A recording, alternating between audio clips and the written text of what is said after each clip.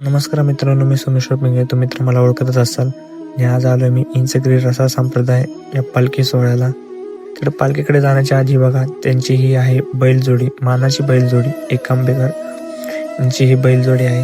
बघा, एकदम बैल कशी एकदम सुंदर दिसतात. थोड्या वेळाने गेलो तिकडे पालखीकडे, कारण की बघा शुद्ध षष्ठी होती, तर गर्दी बघा एकदम किती गर्दी.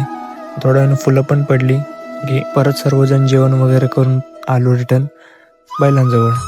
तर बैलांजवळ आलो तर बघितलं इथं रील शूट करायचं चाललेलं. ते रील कंप्लीट झाले की बैल काढली आणि आम्ही आपला मार्गास प्रस्थान केले.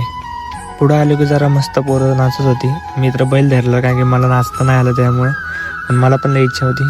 परत पुढे आलो की बघा मी बैल धरलेला, मस्तपैकी निवांत एकदम मस्त वाटत होतं. वातावरण पण मस्त होतं आणि आम्ही सगळे मागे होतो, कारण की बैल आपली एक जोड पुढे होती, एक जोड मागे होती.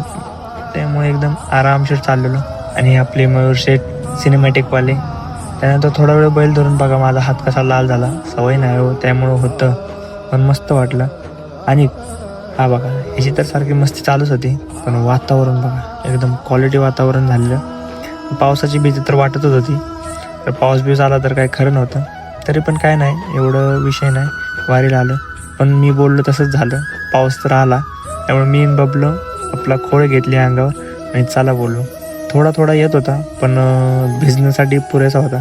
बाकीची मंडळी ट्रॅक्टरमध्ये जाऊन बसली आणि आम्ही निघालो. थोडा आलो आमच्या 20वा असतो तिथे जरा नाश्ता वगैरे असतो. नंतर डायरेक्ट आलो म्हसवडमध्ये, कारण की आपला आजचा मुक्काम म्हसवड इथे शाळेत आहे. तर बघा एवढी मोठी दिंडी आहे आपली, आणि पुढे पाऊण चालू होता आणि आपण आपल्या मागे बैल धरून उभे होतो. बैल सोडून तर जाता येत नाही. पोचलो आपण आपल्या मुक्कामाच्या ठिकाणी. हे आहे म्हसवडमधली शाळा. त्यानंतर आलो इथं ट्रॅक्टरजवळ बैल वगैरे बांधली, चेंज वगैरे केलं आणि आजचा ब्लॉग इथेच समाप्त करतो.